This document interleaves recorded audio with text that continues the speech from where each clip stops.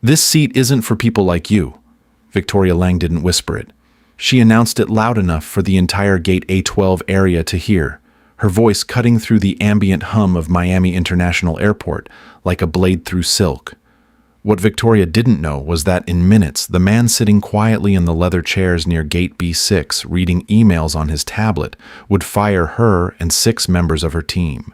She had no idea that the young woman standing in front of her, clutching torn pieces of a boarding pass, was the daughter of Donovan Harrington, CEO of Meridian Airlines. And she certainly didn't know that her next words would cost her everything. Before we dive into this story, I want you to do something. Comment below and tell me where you're watching from. This story is about standing up for dignity, and I want to hear from you. If this moment hits you the way it should, hit that subscribe button and share this video with someone who needs to hear it. The fluorescent lights above Gate A12 buzzed with the energy of a Thursday evening rush. Miami International was at its peak chaos, but the Meridian Airlines premium gateway stood apart like an island of marble floors and gold accents in a sea of worn carpet and plastic chairs. The velvet rope that separated the priority boarding area from general boarding wasn't just a physical barrier. It was a declaration, a line that said some people mattered more than others. Layla Harrington, 22 years old, stood at that line wearing a faded Columbia University hoodie and paint-stained jeans. Her thick curls were pulled back in a messy bun secured with what looked like a paintbrush. She carried a worn canvas messenger bag that had seen better decades, and her sneakers squeaked slightly against the polished marble as she shifted her weight from foot to foot.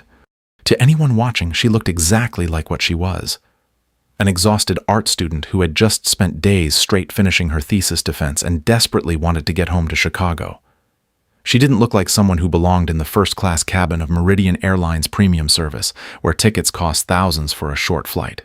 She certainly didn't look like someone who would be carrying an obsidian-level boarding pass worth thousands, the kind reserved for heads of state, Fortune 500 CEOs, and exactly a handful of other people in the world. But appearances, as Victoria Lang was about to learn, could be devastatingly deceiving. Layla approached the mahogany podium where Victoria stood like a sentinel guarding the gates of paradise. Victoria was in her mid-30s, had worked for Meridian Airlines for years, and wore her supervisor badge like a crown. Her navy blazer was pressed to perfection, her blonde hair was lacquered into immobility, and her manicured nails tapped an impatient rhythm against the granite counter. Behind Victoria, the boarding gate stretched like a tunnel toward the aircraft, a gleaming Boeing 787 under the terminal lights. The Meridian logo, a soaring eagle with spread wings, was painted across the tail in elegant script. Gate A12 was Victoria's kingdom, and she ruled it with an iron fist wrapped in a customer service smile. "Excuse me," Layla said, her voice thick with exhaustion. "I need to check in for Flight 847 to Chicago." Victoria looked up from her computer screen, and her eyes immediately began their assessment. Hoodie cheap, jeans paint-stained, shoes worn, expression tired, race black. Conclusion: doesn't belong. "The general boarding area is over there," Victoria said, pointing a perfectly manicured finger toward the chaos of economy-class check-in where hundreds of passengers snaked through rope barriers like cattle being herded. "This area is reserved for premium passengers only." Layla pulled her phone from her hoodie pocket and held it up.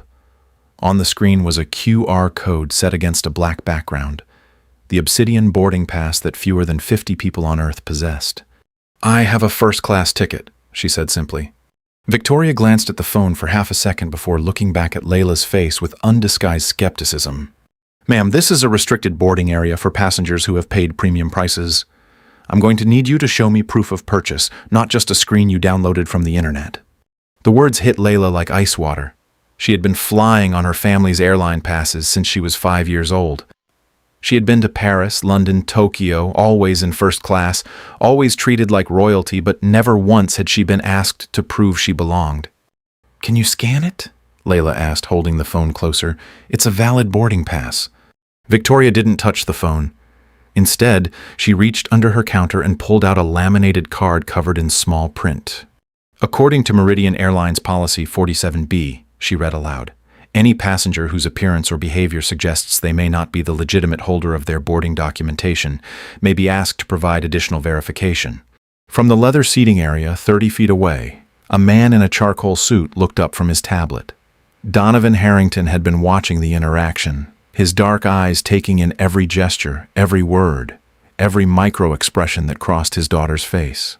At 52 years old, Donovan had built Meridian Airlines from a small regional carrier into a global empire. He had flown millions of passengers across oceans and continents, but he had never seen an employee of his company treat a passenger the way Victoria Lang was treating his daughter. Donovan set his tablet aside and leaned forward slightly, his attention now completely focused on gate A12. Back at the counter, Layla was fighting to keep her voice calm. "My father taught me to handle situations like this with dignity," she said, more to herself than to Victoria. "Can you please just scan my boarding pass?" Victoria's smile was sharp as broken glass. "Your father sounds like a smart man. Maybe he can teach you about appropriate dress codes for premium travel." She turned to the computer terminal and began typing with theatrical precision. "I'm running a verification check on this pass. These scans can take several minutes when there are irregularities." Behind Layla, the sound of expensive shoes on marble announced the arrival of Harrison Blake, a man who wore his wealth like armor. At 58, Blake owned a chain of luxury car dealerships across Florida, and he was not accustomed to waiting. His Armani suit was worth more than most people's cars. His Rolex caught the light like a small sun, and his sense of entitlement filled the air around him like expensive cologne. "Excuse me," Blake said, his voice carrying the authority of someone who had never been told no. "Is there some kind of delay here?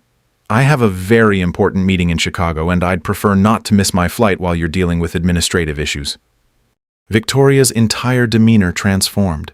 Her back straightened, her smile became genuine, and her voice dropped into the warm, honey tones reserved for people she deemed worthy. "Mr. Blake, so wonderful to see you again. I sincerely apologize for the delay. We're just handling a small verification matter, and then I'll get you boarded immediately." She turned back to Layla, and the mask slipped back into place. "Ma'am, I'm going to need you to step aside while we complete this verification process. You're holding up legitimate passengers." Layla felt heat rise in her cheeks. "I am a legitimate passenger." "Of course you are," Victoria said, her tone suggesting the exact opposite. "But as I explained, we need to verify the authenticity of your documentation before we can allow you to access the premium boarding area." 30 feet away, Donovan Harrington stood up. He was 6'4", and when he stood, people noticed. His presence was magnetic, the kind that commanded boardrooms and silenced chaotic shareholder meetings. He began walking slowly toward gate A12, his movements deliberate and predatory. Camila Rivera, a 26-year-old marketing coordinator returning from a business conference, sat in the nearby seating area with her laptop open. She had been trying to catch up on emails, but the confrontation at the boarding counter was impossible to ignore. Camila was fourth-generation Mexican-American, bilingual, and had seen enough discrimination in her lifetime to recognize it when it was happening. She closed her laptop, pulled out her phone, and opened Facebook Live. "Hey, everyone," she whispered into the camera. "I'm sitting in Miami International Airport, and something really messed up is happening right in front of me. A gate agent is giving this black girl an incredibly hard time about her boarding pass, and I think you need to see this." She angled the camera toward the counter, where Victoria was now examining Layla's phone with exaggerated suspicion. "This looks unusual," Victoria announced loudly enough for the growing crowd to hear. "The formatting seems off. These Obsidian passes have very specific security features, and I'm not seeing them here." Layla's exhaustion was giving way to something harder. "Ma'am, that pass was issued directly by Meridian Airlines corporate office. It's completely legitimate." "I'm sure you believe that," Victoria said with condescending sympathy. "But you'd be surprised how sophisticated these forgeries have become. People print fake passes from their home computers and think they can just walk into first class like they own the place." The words hung in the air like poison gas. Camilla's livestream viewer count was climbing rapidly as people began sharing the video. Comments flooded the screen. This is disgusting. Sue them. What airline is this? Harrison Blake stepped forward, positioning himself as Victoria's ally. Young lady, I don't know what kind of scam you're running, but this is a respectable airline. We don't tolerate fraud here. Layla turned to look at him, her eyes blazing. I'm not running any scam, sir. I have a valid ticket. Then you won't mind waiting while they verify it properly? Blake said with a smirk. Real first-class passengers understand that security protocols exist for a reason. Donovan Harrington was now 15 feet away from the counter, close enough to hear every word, close enough to see the tears of frustration building in his daughter's eyes. His hands were clenched at his sides, and the small muscle in his jaw was twitching the way it did when he was about to end someone's career. Victoria reached for Layla's phone. I'm going to need to hold on to this while we contact corporate to verify the validity of this pass. You can't take my phone, Layla said, pulling it back. According to security protocol, any suspected fraudulent documentation must be secured pending investigation, Victoria said, reaching for the device again. That was when it happened. Victoria grabbed the phone, and in the struggle, Layla's boarding pass was pulled up on the screen. Victoria looked at it for a fraction of a second, then made a decision that would destroy her life. She pressed her fingers against the screen and deliberately corrupted the QR code. Oh no, Victoria said with fake concern. I'm afraid the pass has been damaged. We'll need to issue you a new one, but I'm afraid all first-class seats are occupied. I can put you on standby for economy. She handed the phone back to Layla with a satisfied smile. The boarding pass was now unreadable, a digital mess of black squares and distorted data. Layla stared at the ruined pass, then looked up at Victoria with disbelief. You just destroyed my ticket. I'm sorry, but technical malfunctions happen, Victoria said with mock sympathy. These older phones sometimes can't handle the security encryption properly. Camilla's live stream was now being shared across Twitter, Instagram, and TikTok. The hashtag Meridian Gate was beginning to trend. Viewer comments were becoming a torrent of outrage. James Mitchell adjusted his gold cufflinks and stepped closer to Layla. Young lady, I don't know who put you up to this, but airline fraud is a federal crime. You're looking at serious jail time if you don't cooperate. Layla turned to face him, her exhaustion now completely replaced by incredulous anger. Sir, I haven't committed any crime. I have a valid ticket to fly home. You had what you claimed was a valid ticket, Blake corrected with a cruel smile. Now you have nothing but a corrupted file that proves exactly what we suspected. From her position in the seating area, Camilla was providing running commentary for her viewers. This is absolutely insane, guys. They destroyed this girl's boarding pass and now they're calling her a criminal. Officer Derek Santos, the security officer responding to Victoria's call, was jogging down the concourse with the purposeful stride of someone who took his authority seriously. At 42 years old, Santos had worked airport security for years and had developed the kind of cynical worldview that made him assume the worst about people, especially young people who didn't look like they belonged in expensive places. Santos knew Victoria Lang personally.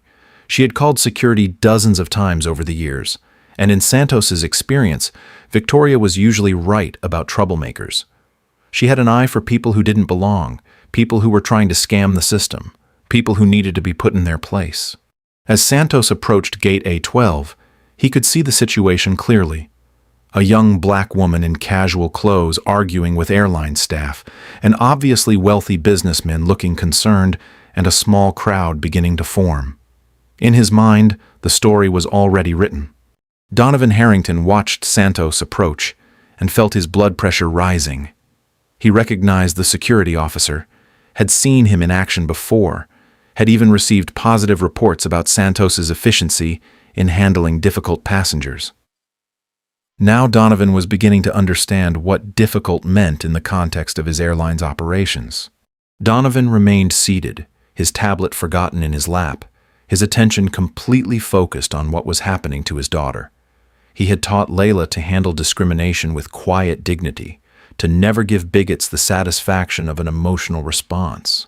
Now he was watching her put that training to the test under circumstances that would break most adults. Santos arrived at the gate counter slightly out of breath, his hand instinctively resting on his radio. What's the situation here, Victoria? Victoria's face lit up with relief. Derek, thank God you're here. This individual has been trying to board with fraudulent documentation. When I attempted to verify her pass, she became aggressive and disruptive. Santos looked at Layla, taking in her appearance with the practiced eye of someone trained to make quick judgments. Casual clothes, tired expression, defensive posture. In his experience, people who belonged in first class didn't look like this. Ma'am, I need you to step away from the counter, Santos said, his voice carrying the weight of authority. We need to resolve this situation calmly. Layla looked at him with a mixture of hope and desperation. Officer, there's been a misunderstanding. I have a legitimate boarding pass for this flight. The gate agent damaged it while examining it, and now she's claiming it was fake. Santos glanced at Victoria, who rolled her eyes and shook her head. Sir, she's been telling stories for the past 10 minutes. The pass was clearly corrupted when she tried to present it. These scammers are getting more sophisticated, but they always mess up the details. Camila Rivera stood up from her seat, her phone still recording. Excuse me, officer. I've been watching this whole thing. The gate agent is lying. She damaged the girl's pass deliberately. Santos turned toward Camila with annoyance. Ma'am, please sit down. We're handling this situation. But I have it on video, Camila protested. Look, I've been live streaming this whole thing. The pass was fine until she grabbed the phone. Victoria's confident expression faltered for just a moment. She hadn't noticed Camila filming, hadn't realized that her actions were being broadcast to thousands of people in real time. But she quickly recovered, doubling down on her story. Officer Santos, this is exactly what I was afraid of, Victoria said. These people always have someone with them to corroborate their stories. They work together to try to intimidate airline staff. The phrase, these people, landed like a bomb in the suddenly quiet gate area. The passengers who had been recording exchanged glances, the implications of Victoria's words crystal clear to everyone except Victoria herself. Harrison Blake stepped forward, eager to support the authority figures. Officer, I've been traveling first class for years. I know what legitimate passengers look like, and this young woman is clearly not one of them. He gestured dismissively at Layla's appearance.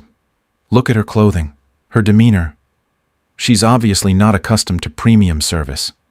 I'm concerned that allowing this kind of fraud to continue will compromise the security and exclusivity that we pay premium prices to maintain. Layla felt something break inside her chest, not her spirit, but her restraint. Her father had taught her to maintain dignity in the face of discrimination, but he had never prepared her for this level of coordinated humiliation. Sir, she said, her voice rising slightly for the first time. I am not a scammer. I am not a fraud. I am a passenger with a valid ticket, and I have every right to be here. Santos interpreted her raised voice as aggression. Ma'am, I'm going to need you to calm down. Your behavior is confirming the concerns that have been raised about your conduct. My behavior? Layla's voice cracked with disbelief. I've been standing here politely asking to board my flight. They destroyed my boarding pass and now they're calling me a criminal. Victoria leaned across her counter. Officer Santos, she's becoming increasingly agitated. I'm concerned that she might become violent. The accusation hung in the air like a toxic cloud. Camilla's live stream comments were exploding with outrage, but Victoria and Santos were too focused on their performance to notice the digital storm building around them. Donovan Harrington had heard enough. He closed his tablet with a soft click and began to stand. The movement was slow, deliberate, like a predator rising from concealment. Around him, other passengers began to notice the tall man in the expensive suit, the way he carried himself, the quiet authority that seemed to emanate from him like heat from a furnace. But Donovan forced himself to wait.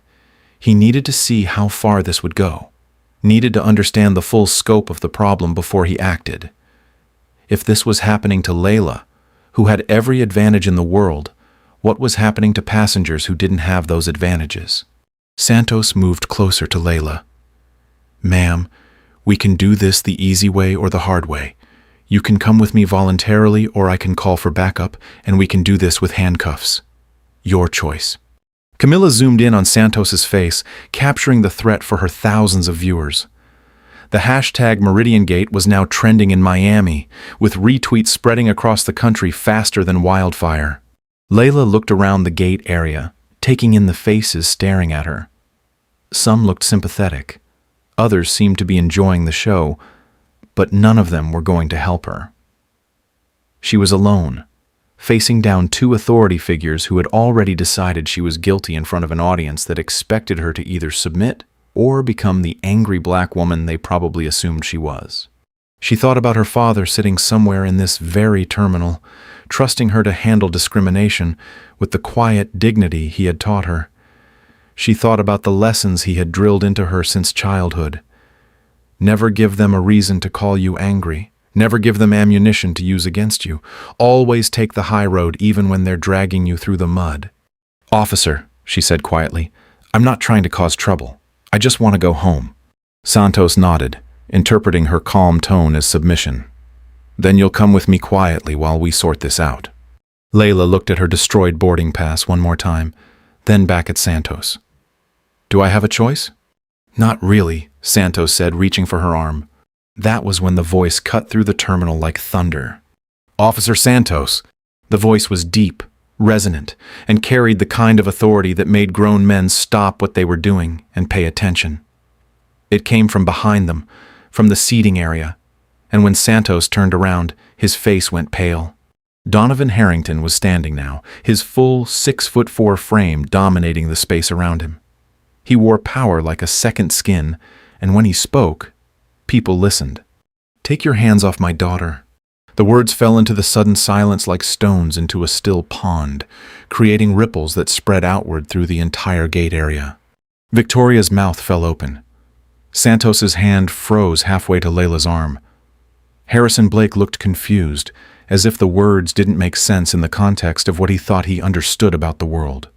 Camilla's livestream viewer count spiked past 5,000 as the phrase, "his daughter," spread through the comments like wildfire. Layla turned around, and for the first time in minutes she smiled. "Dad." And everything changed. The silence that descended over Gate A12 was absolute. The constant background noise of the airport, the announcements echoing from distant gates, the rumble of aircraft engines, all of it seemed to fade into insignificance. The only sound was the quiet hum of Camilla's livestream and the collective intake of breath from a dozen onlookers who suddenly realized they were witnessing something extraordinary. Victoria Lang stood behind her mahogany podium, her mouth opening and closing like a fish gasping for air. Her brain was struggling to process what she had just heard. The young woman she had been humiliating, the person she had called a scammer and a fraud, had just been claimed as a daughter by a man who radiated the kind of authority that made Victoria's knees weak. Donovan Harrington walked toward the counter with the measured pace of someone who had all the time in the world and all the power to use it. He was flanked by two people Victoria hadn't noticed before, a young woman in a crisp business suit carrying a tablet, and an older man with salt and pepper hair who looked like he could buy and sell small countries before breakfast. Officer Derek Santos felt his confidence evaporating like morning mist. He had been in airport security long enough to recognize executive presence when he saw it, and the man walking toward them carried himself like someone who owned things, important things, expensive things. Santos's hand moved away from Layla's arm as if it had been burned. Harrison Blake, the wealthy car dealer who had been so eager to support the authority figures moments before, suddenly looked uncertain. His businessman's instincts were screaming that he had backed the wrong horse in this particular race. Donovan stopped directly in front of the counter, his dark eyes moving from Victoria to Santos to Blake with the cold precision of someone cataloging targets. When he spoke, his voice was quiet, but it carried the weight of absolute authority. "Victoria Lang, employee ID 4472, 12 years of service with Meridian Airlines." He wasn't reading from anything. The information flowed from him like water. "Officer Derek Santos, contractor with Secure Solutions Incorporated, 15 years of airport security experience." His gaze shifted to Blake. "Harrison Blake, owner of Blake Luxury Motors, frequent flyer number 847291.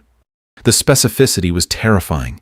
It meant this man had access to databases, personnel records, passenger information. It meant he was exactly who Victoria was beginning to fear he might be.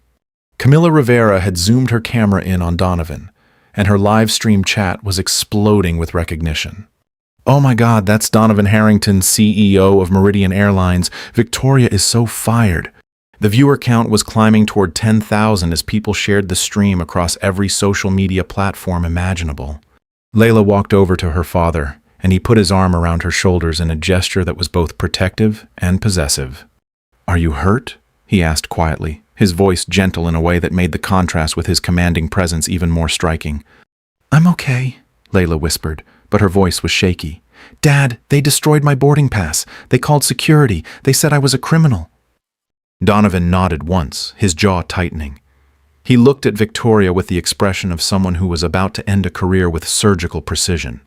"Ms. Lang," Donovan said, his voice still quiet but somehow more dangerous than shouting would have been, "would you like to explain to me why my daughter, a legitimate passenger with a confirmed first-class reservation, was denied boarding and threatened with arrest?" Victoria found her voice, though it came out as a squeak. "Mr. Harrington, sir, the boarding pass appeared to be—" "Appeared to be what?" Donovan interrupted, his tone sharpening like a blade. "Speak clearly, Ms. Lang. You've been very articulate for the past 20 minutes. Don't stop now." The crowd around Gate A12 had grown larger. Word was spreading through the terminal that something significant was happening, and passengers were abandoning their own gates to witness the confrontation. Camilla had moved closer, her phone capturing every word, every expression, every moment of what was rapidly becoming the most viral airline incident in internet history. Victoria swallowed hard, her throat dry as sand. "Sir, her appearance, the boarding pass looked suspicious. We have protocols." "Her appearance!" Donovan repeated, his voice dropping to barely above a whisper. "You denied my daughter's service because of her appearance." "Sir, we receive training on identifying potential security threats. And when passengers don't match the typical profile of our premium customers—" "Stop!" The single word cut through Victoria's explanation like a sword through silk. "You're saying that my daughter, who is black, who was dressed casually, didn't match your profile of what a first-class passenger should look like?" The accusation hung in the air like a toxic cloud. Victoria looked around desperately, seeking support from Santos or Blake, but both men had taken several steps backward, suddenly very interested in studying the ceiling tiles. Camilla's livestream comments were moving too fast to read. "This is racial profiling. Sue them. This is insane. She's done." The hashtag MeridianGate was now trending nationally, with news outlets beginning to pick up the story from social media. Donovan pulled out his phone, a device that looked deceptively simple but cost more than Victoria's monthly salary. With a few swipes, he accessed what appeared to be a complex airline management system. The screen was filled with data: passenger manifests, flight information, employee records.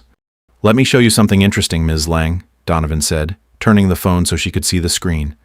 "This is the passenger manifest for Flight 847.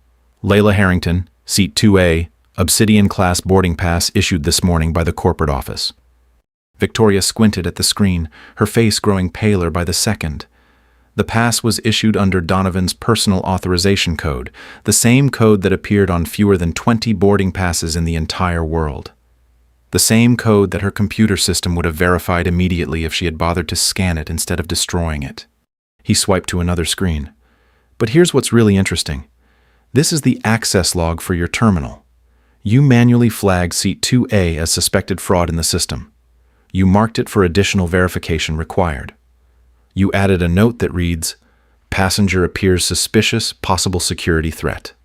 Victoria felt the world tilting beneath her feet. She had added those notes to cover herself, to create a paper trail that would justify her actions. She never imagined that someone would have access to see them, let alone the CEO of the airline himself. "The interesting thing," Donovan continued, his voice now carrying the tone of a prosecutor building a case, "is that you marked her as suspicious before you even looked at her boarding pass.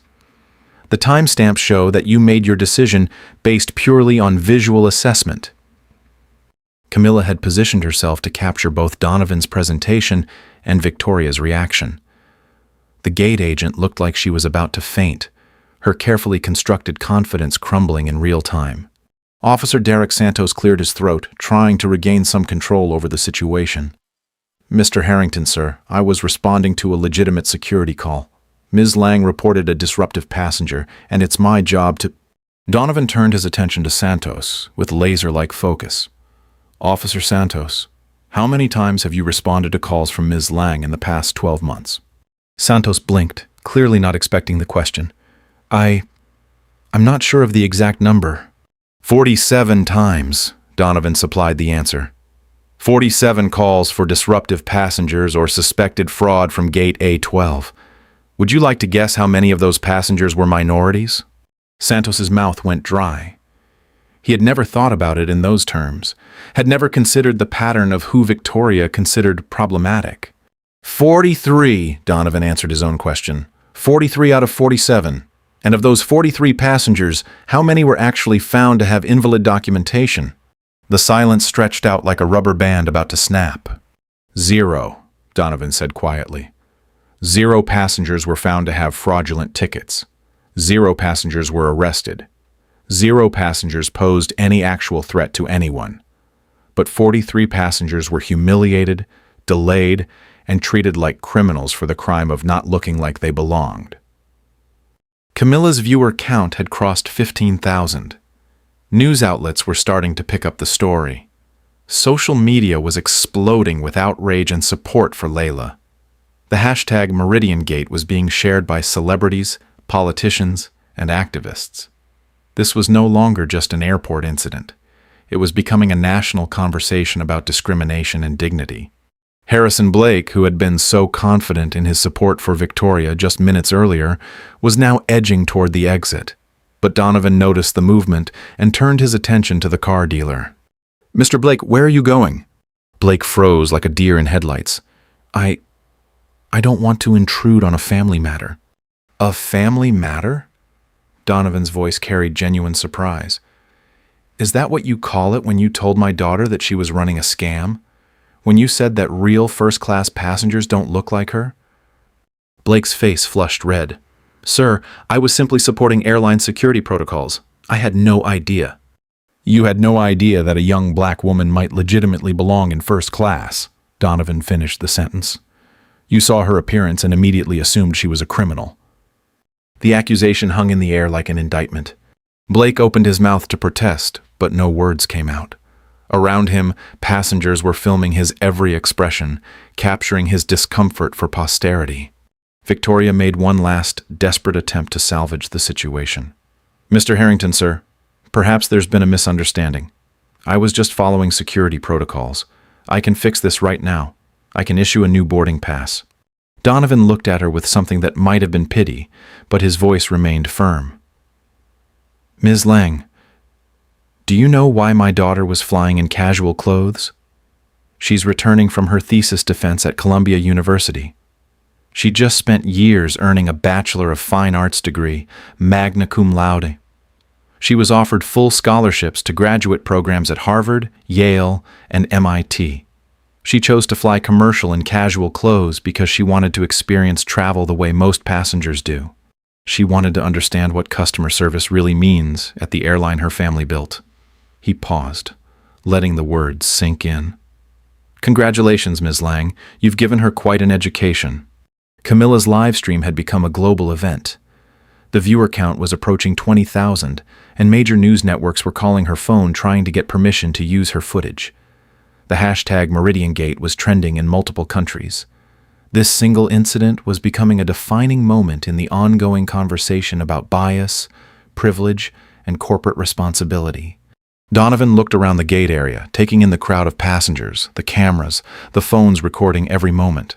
When he spoke again, his voice carried the weight of someone making a decision that would ripple through the airline industry for years to come. "This ends now." Donovan Harrington reached into his jacket pocket and withdrew a slim black wallet. From it, he extracted a card that gleamed like polished obsidian in the terminal's fluorescent lighting. He placed it on Victoria's counter with the gentle precision of someone placing the final piece in a chess game that had already been won. The card was simple, elegant, and terrifying in its understated authority. It bore the Meridian Airlines logo in raised gold lettering, and beneath it, 3 words that made Victoria's blood turn to ice water. Chief Executive Officer. "Victoria Lang," Donovan said, his voice carrying across the suddenly silent gate area like a judge pronouncing sentence. "You are terminated. Effective immediately." The words hit Victoria like physical blows. She staggered backward, her hand reaching for her counter to steady herself. "Sir, please. I can explain." "Officer Derek Santos," Donovan continued, turning to the security officer who looked like he wanted to disappear into the floor. "Your contract with this airport is terminated, effective immediately." Santos's mouth opened and closed soundlessly, years of security work gone in an instant. "Harrison Blake," Donovan's gaze fell on the car dealer who had gone pale as winter snow. "Your frequent flyer status is revoked. You are banned from Meridian Airlines for life. Effective immediately." Camila Rivera, still filming, whispered into her phone for her viewers, "Oh my God, guys, he's firing everyone. The CEO is literally firing everyone who was involved in this." Her live stream had exploded past 25,000 viewers. The comments were moving too fast to read, a digital waterfall of outrage, support, and disbelief. Meridian Gate was now trending globally, with international news outlets picking up the story faster than wildfire spreads through dry grass. But Donovan wasn't finished. He turned to face the crowd that had gathered around Gate A12, his voice projecting clearly so that every person, every camera, every recording device could capture his words. "Ladies and gentlemen, my name is Donovan Harrington, and I am the Chief Executive Officer of Meridian Airlines. What you have witnessed here today is not an isolated incident. It is a representation of a culture that I will not tolerate in my company." The crowd was completely silent, hanging on every word. "My daughter Layla Harrington is a passenger on this airline. She has flown with us hundreds of times. She has never once been treated with anything less than respect and dignity, because she has always been recognized as family. Today, she flew as an anonymous passenger dressed as a college student, looking like any other young person trying to get home." Donovan paused, his eyes moving across the faces watching him. "And she was profiled, discriminated against, and humiliated by employees who represent my company and my values. This is unacceptable." Victoria found her voice, desperation making her brave. "Mr. Harrington, sir, please. I have 2 children. I need this job. It was a mistake, a terrible mistake. I can do better." Donovan looked at her with what might have been sympathy, but his voice remained firm. "Ms. Lang, a mistake is forgetting to validate a parking ticket. What you did to my daughter was not a mistake. It was a choice. You chose to see a young black woman and assume she didn't belong. You chose to ignore her valid documentation. You chose to corrupt her boarding pass. You chose to call security. You chose to accuse her of fraud." Each accusation hit Victoria like a hammer blow. "Those were not mistakes, Ms. Lang. Those were conscious decisions rooted in bias and prejudice, and they have consequences." Camilla's phone was buzzing with notifications. News organizations were reaching out. Celebrities were sharing her stream. Politicians were crafting statements. This was becoming more than an airline incident. It was becoming a national moment. Donovan pulled out his phone and made a call. "Security, this is Donovan Harrington. I need you to escort 3 individuals from Gate A12 immediately. Victoria Lang, Officer Derek Santos, and Harrison Blake.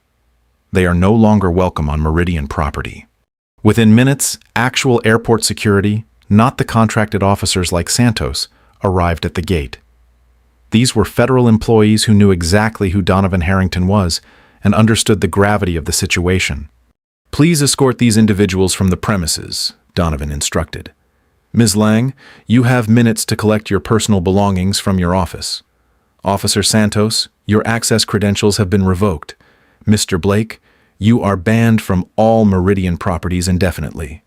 Victoria tried one more time. "Mr. Harrington, please, I'm begging you. I'll take sensitivity training. I'll do anything. Please don't destroy my life over one mistake." Donovan looked at her for a long moment. When he spoke, his voice was quieter, but somehow more devastating.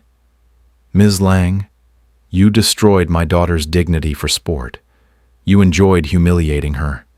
You took pleasure in making her feel like she didn't belong. When you call it one mistake, you're telling me that you still don't understand what you did wrong. He turned away from her, effectively ending the conversation. The security officers began escorting the three individuals toward the exit.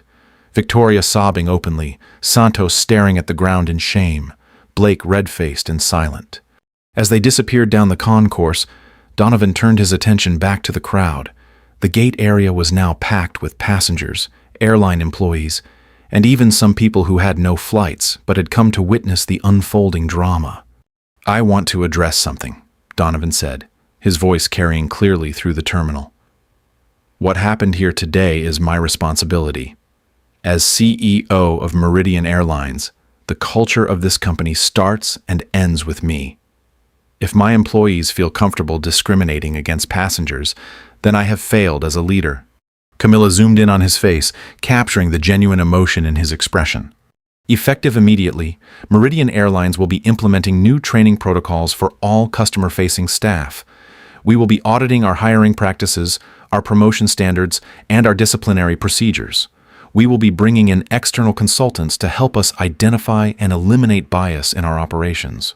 The crowd was listening intently, many still recording.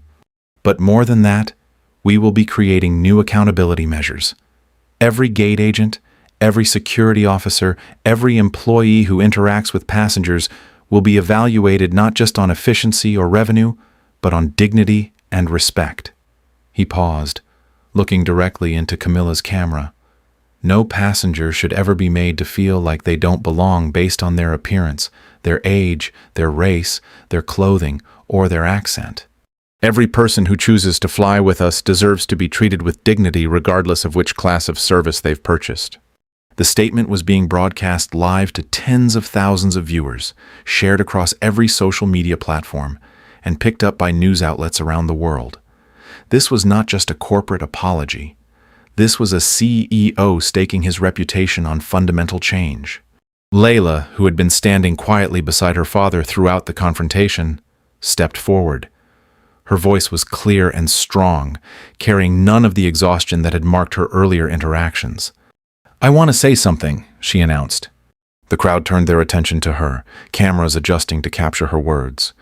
"My father built Meridian Airlines to connect people across the world. He built it on the principle that travel should be accessible, dignified, and welcoming. Today I learned that somewhere along the way, we lost sight of those principles." She looked around the gate area, her eyes moving across the faces watching her. "I am not special because I'm the CEO's daughter. I should have been treated with respect because I'm a human being with a valid ticket who deserves dignity. Every passenger deserves that respect, whether they're flying first class or economy, whether they're wearing a business suit or a college hoodie." Her words were being shared across social media faster than they could be spoken. Layla Harrington was beginning to trend alongside Meridian Gate. "What happened to me today happens to countless passengers every single day. They just don't have a CEO for a father to step in and fix it. That's what we're going to change." Donovan looked at his daughter with obvious pride. At 22 years old, she was handling this crisis with more grace and wisdom than executives twice her age.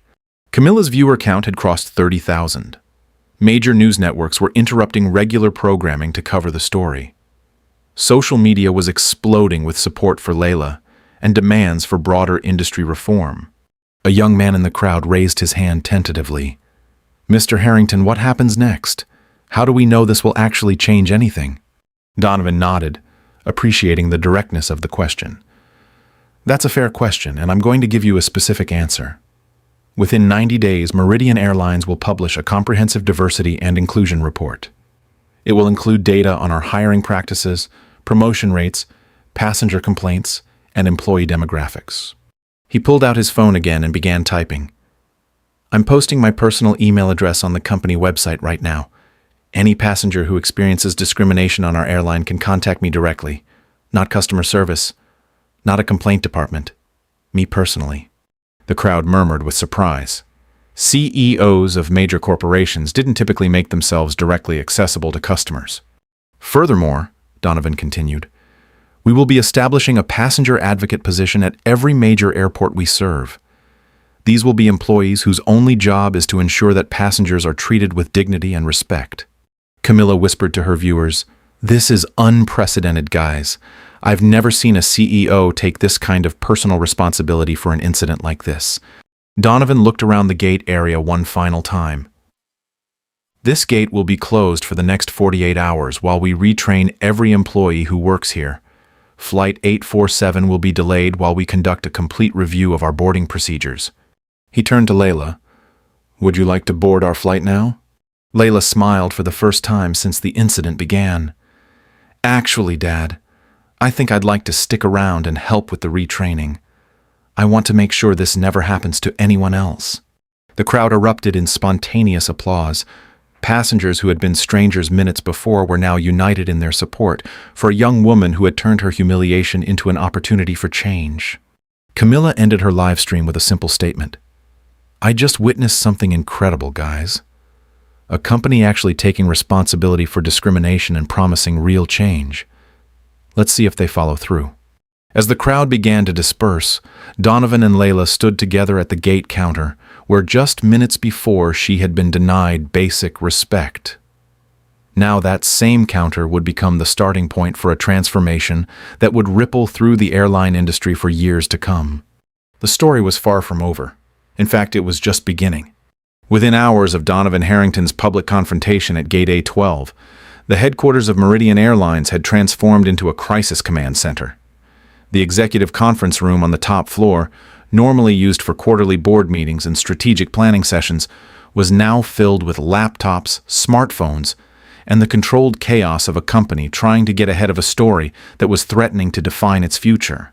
Donovan sat at the head of the mahogany table, his tie loosened and his sleeves rolled up, looking more like a field general than a corporate executive. Around him sat his core leadership team, Chief Operating Officer Sarah Chen, Chief Legal Counsel David Park, Head of Human Resources Maria Santos, and Director of Corporate Communications Jennifer Walsh. At the far end of the table sat Layla, a laptop open in front of her, looking every inch the consultant she was rapidly becoming. The wall-mounted displays showed social media feeds, news coverage, and most importantly, the internal audit results that were painting a picture darker than anyone had imagined. "Give me the numbers," Donovan said, his voice grim.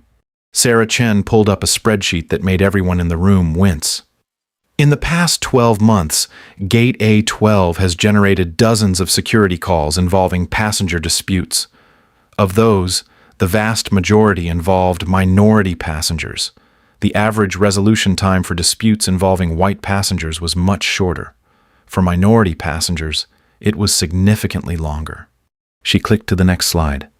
But here's what's really disturbing. Victoria Lang processed far more upgrade authorizations per month than the airline average. Those upgrades generated substantial additional revenue. Donovan leaned forward. "Revenue that went where?" David Park, the legal counsel, cleared his throat. "That's where it gets complicated. The upgrades were processed as operational necessities, which means they didn't generate traditional revenue. Instead, they were recorded as customer service adjustments." "Meaning what exactly?" Layla asked from the end of the table.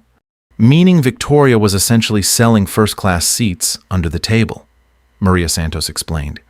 She would claim a passenger's original seat had a mechanical issue or was overbooked, then offer them an upgraded accommodation for a cash payment that she described as a processing fee.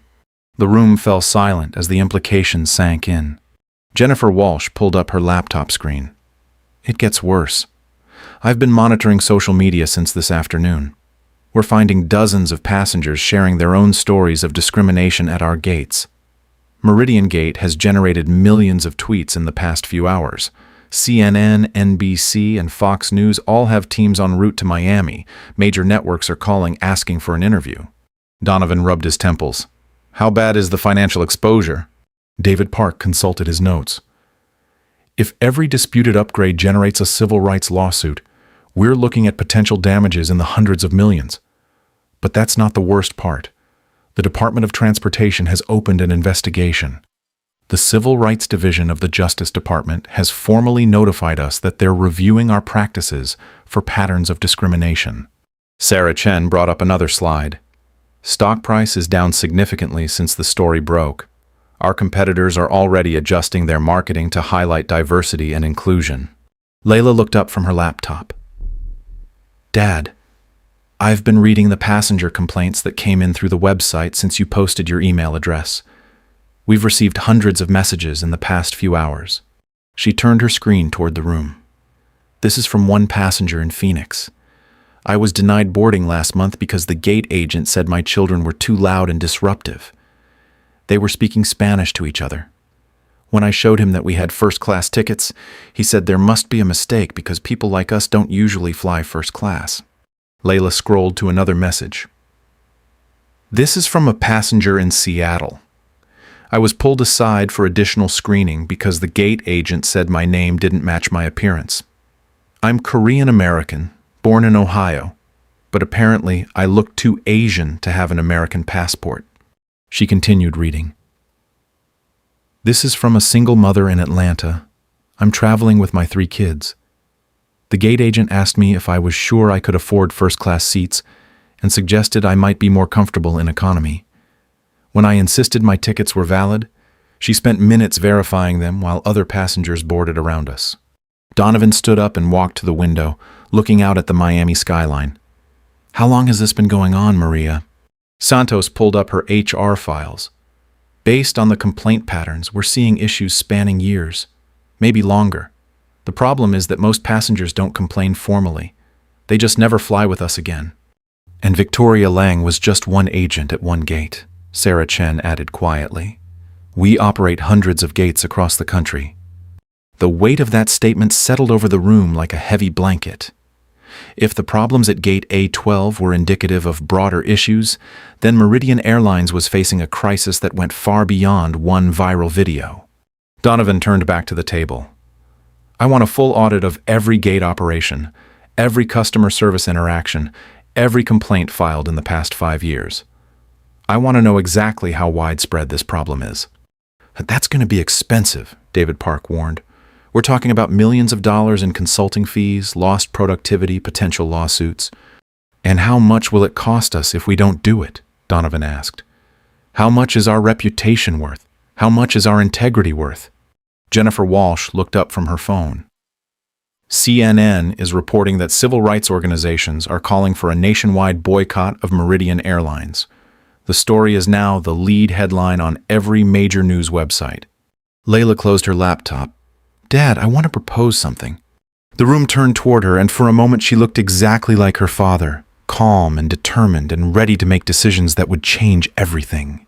I want to join the company, not as your daughter, not as a PR move, but as an employee. I want to lead the reform effort. Donovan stared at her. Layla, you just graduated from Columbia. You have your whole artistic career ahead of you. My artistic career can wait, she said firmly. This is bigger than my personal plans. What happened to me today is happening to people all over the country every single day. They just don't have the platform to fight back. Sarah Chen leaned forward. Layla, with all due respect, this is incredibly complex work. Cultural change in a corporation this size typically takes years and requires extensive experience. Layla interrupted her. Ms. Chen, I'm not suggesting I know how to run an airline, but I know what discrimination feels like. I know what it's like to be judged by your appearance before you even speak. And I know that the people making decisions about diversity and inclusion in this industry are typically people who have never experienced discrimination themselves. She stood up, her voice gaining strength. You can hire all the consultants you want, implement all the training programs you can design, create all the policies that look good on paper, but until you have people in leadership positions who understand what it feels like to be othered, to be marginalized, to be told you don't belong, nothing will really change. Donovan looked at his daughter with a mixture of pride and concern. What exactly are you proposing? I want you to create a new position. Chief Dignity Officer. Someone whose only job is to ensure that every passenger, regardless of their background, is treated with respect and dignity. Someone who reports directly to the CEO and has the authority to override any employee who violates those standards. The room was silent as everyone processed the proposal. And you want that position? David Park asked. I want that position, Layla confirmed. I want to build a team of people who understand discrimination from the inside. I want to create training programs that are led by people who have experienced bias, not just studied it. I want to establish accountability measures that have real consequences. Maria Santos raised her hand tentatively. Layla, no offense, but you're 22 years old. You have no corporate experience, no management background. You're right, Layla said calmly. But Victoria Lang had years of airline experience, and she used it to discriminate against passengers. Officer Santos had years of security experience, and he used it to intimidate innocent people. Experience without empathy is just sophisticated prejudice. She looked around the table. I'm not suggesting I can fix everything overnight, but I'm proposing that we try something different.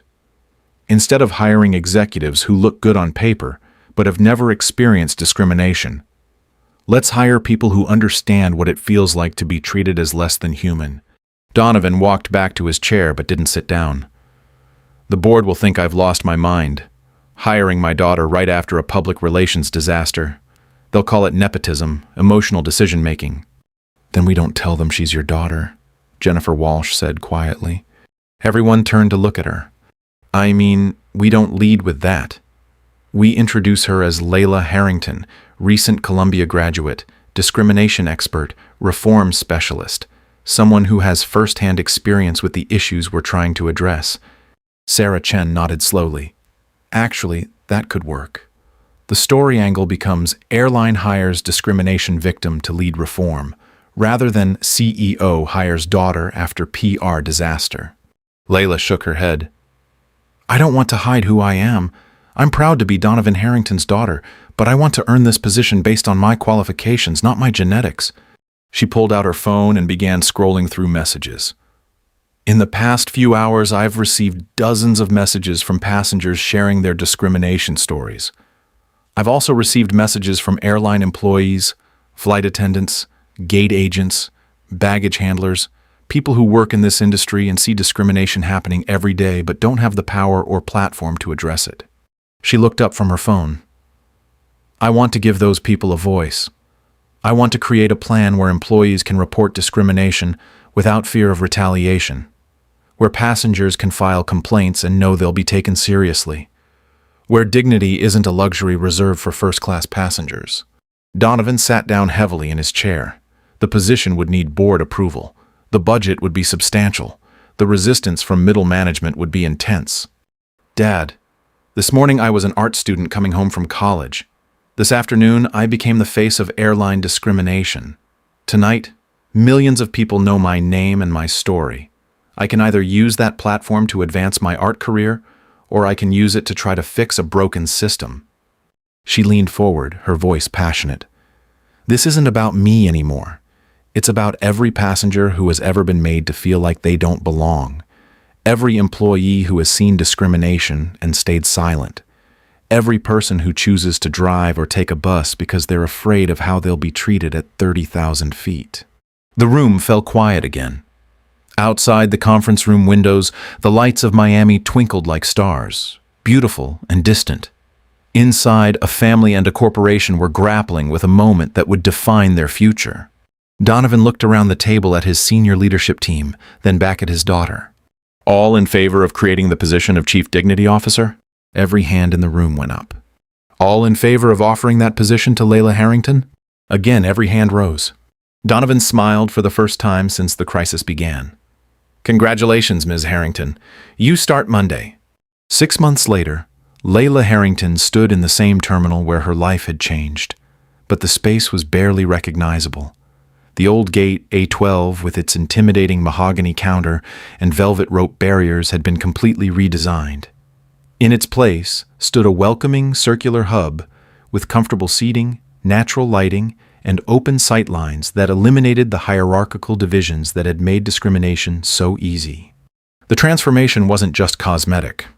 Every element had been carefully considered by Layla's newly formed Dignity Experience team, a diverse group of former passengers, reformed employees, and cultural consultants who understood discrimination from both sides of the equation. Layla wore a simple navy blazer with a silver pin that read, Chief Dignity Officer, in clean, modern lettering. At 23, she had grown into her authority naturally. Her quiet confidence earned through months of challenging conversations, difficult reforms, and measurable results that had surprised even her harshest critics. Camila Rivera, the passenger who had live-streamed the original incident, was now standing beside Layla, wearing her own Meridian Airlines badge. She had accepted a position as regional passenger advocate for the Southeast, one of dozens of similar positions created across the company's network. Her viral video skills had been redirected into creating training content that was both engaging and effective. "Tell me about the numbers," Layla said to Dr. Marcus Torres, the external consultant she had hired to conduct the company's diversity audit. Dr. Torres pulled out a tablet displaying comprehensive data visualizations. "The changes have been dramatic. Passenger complaints involving discrimination are down dramatically airline-wide. More importantly, passenger satisfaction scores have increased across all demographics, with the largest improvements among minority passengers." He swiped to another screen. "Employee satisfaction has also improved significantly. Anonymous surveys show that staff feel more confident in their ability to handle difficult situations, and they report feeling supported by management when they make decisions based on dignity and respect rather than rigid policy enforcement." Camilla nodded, adding her perspective. "What I'm seeing on the ground level is that employees are actually happier when they're treating passengers well. It turns out that being trained to look for the best in people instead of the worst makes for a better work environment all around." Layla walked toward the redesigned boarding area where passengers were organizing themselves efficiently without the stress and tension that had characterized the old arrangement. "What about financial impact?" Dr. Torres smiled. "That's where the data gets really interesting. Revenue per passenger has actually increased. When people feel respected and valued, they're more likely to choose premium services, recommend the airline to others, and remain loyal customers." He showed her another chart. The cost of the reforms, including training, redesign, and additional staffing, was substantial. But the increased revenue and reduced legal liabilities have already generated a net positive return. A young family approached the counter, clearly first-time flyers looking nervous and uncertain. The gate agent, a woman named Patricia Rodriguez, who had been hired specifically for her bilingual skills and customer service orientation, greeted them with genuine warmth. "Good morning. Flying to Denver today? Wonderful. Let me get you checked in and explain how our boarding process works." Layla watched the interaction carefully. Patricia was actually the replacement for Victoria Lang, but the difference in approach was like comparing sunlight to shadow. Where Victoria had looked for reasons to exclude, Patricia looked for ways to include. Where Victoria had created barriers, Patricia removed them. The family's 8-year-old daughter was carrying a worn stuffed animal and looked anxious about the flight. Patricia noticed immediately. "Is this your first time flying?" she asked the little girl gently. "That's so exciting. Would you like to see what the airplane looks like from here?" She guided the family to the large windows overlooking the tarmac, taking a few extra minutes to explain the boarding process and answer their questions. The transformation was simple but profound. Instead of gatekeepers, Meridian had created welcome ambassadors. Camilla's radio crackled with a message from terminal security. "We have a situation developing at gate C7, passenger dispute involving potential discrimination." Layla and Camilla exchanged glances. This was the test that came regularly. The chance to prove that their reforms were more than just window dressing. "Let's go," Layla said. They walked quickly through the terminal, their practiced efficiency born from handling dozens of similar situations over the past 6 months. Gate C7 was in the older part of the terminal, not yet redesigned, and the scene that greeted them was depressingly familiar. A young Muslim woman wearing a hijab was standing at the counter while a gate agent examined her passport with exaggerated scrutiny. Behind her, a line of increasingly impatient passengers was forming, and the tension was building toward the kind of confrontation that had once been routine. Layla approached the gate agent, a man named Robert Kim, who had been with the company for years, but had struggled to adapt to the new customer service standards. "Good morning, Robert," Layla said calmly. "How can we help resolve this situation?" Robert looked up, clearly frustrated. "Ms. Harrington, this passenger's documentation seems unusual. I'm concerned about security protocols. Layla looked at the passport in Robert's hands. It was a standard U.S. passport recently issued with clear photos and valid dates. There was absolutely nothing unusual about it, except that it belonged to a young woman whose appearance didn't match Robert's mental image of what an American passport holder should look like. "What specifically concerns you about this documentation?" Layla asked, her voice neutral but firm. "Well, the photo."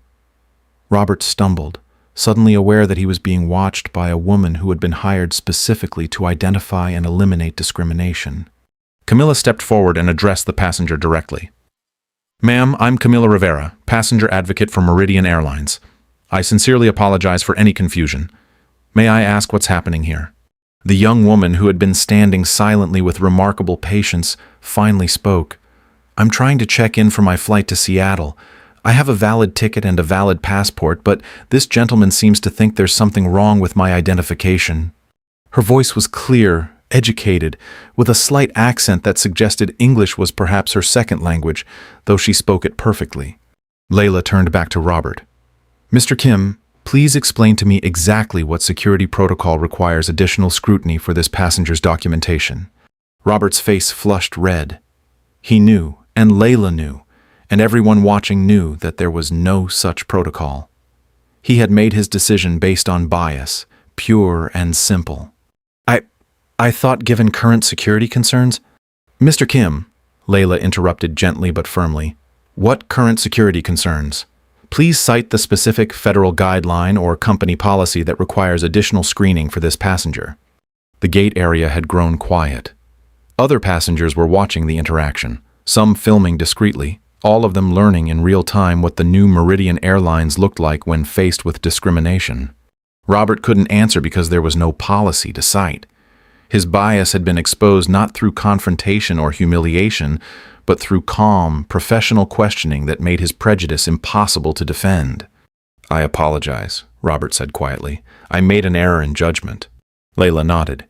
"Mr. Kim, please process this passenger's check-in immediately. Then please report to the office for additional customer service training." She turned to the Muslim woman with genuine warmth. "Ma'am, on behalf of Meridian Airlines, I apologize for this delay. Your flight doesn't board for another while, but I'd like to invite you to use our premium lounge as our guest while you wait." The woman looked surprised. "That's not necessary." "It's our pleasure," Camilla added. "We want to ensure that your travel experience with us is positive, and frankly, you shouldn't have had to deal with this situation at all." As they walked toward the lounge, the woman introduced herself. "I'm Dr. Amara Hassan. I'm a pediatric surgeon at Seattle Children's Hospital. I was visiting my family in Miami." Layla felt the familiar anger that came with these encounters, but she had learned to channel that emotion into organized change rather than personal confrontation. "Dr. Hassan, would you be willing to share your experience with our training team? We're always looking for real examples to help our employees understand the impact of their actions." Dr. Hassan smiled. "Of course. Though I have to say, the way you handled that situation gives me hope that things are actually changing." Later that afternoon, Layla stood in the executive conference room at Meridian headquarters, presenting her 6-month progress report to the board of directors. The same room where the crisis had been managed was now the stage for demonstrating success. "The Dignity Initiative has exceeded every benchmark we established," she reported to the board members. "Customer satisfaction is at an all-time high. Employee retention has improved significantly. Most importantly, documented cases of discrimination have dropped dramatically." Board member Jonathan Phillips, who had been skeptical of Layla's appointment from the beginning, raised his hand. "Ms. Harrington, these improvements are impressive, but how do we know they're sustainable? What happens when the media attention fades and the pressure to maintain these standards decreases?" Layla had been expecting this question for months. "Mr. Phillips, that's exactly why we've built accountability into every level of the operation. Dignity metrics are now part of every employee's performance review. Customer feedback is tracked and reported monthly. Most importantly, we've created a culture where discrimination is not just discouraged, it's actively prevented." She clicked to her next slide. "But you're right to ask about sustainability. That's why I'm proposing that we expand the Dignity Initiative beyond Meridian Airlines. We've proven that treating customers with dignity isn't just morally right, it's profitable. I want to create a consulting division that helps other companies implement similar reforms. Hotels, restaurants, retail chains, any business that serves the public could benefit from this approach. The room stirred with interest. You're talking about spinning off an entirely new business, Jonathan Phillips said. I'm talking about creating an industry standard, Layla corrected. Imagine if every customer service interaction in America was guided by principles of dignity and respect. Imagine if discrimination became not just socially unacceptable, but economically unsustainable. Board member Sarah Martinez nodded thoughtfully. The market potential would be enormous.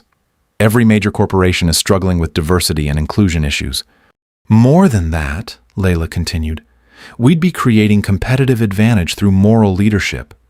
Companies that adopt these standards will see improved customer loyalty, better employee satisfaction, and reduced legal liability.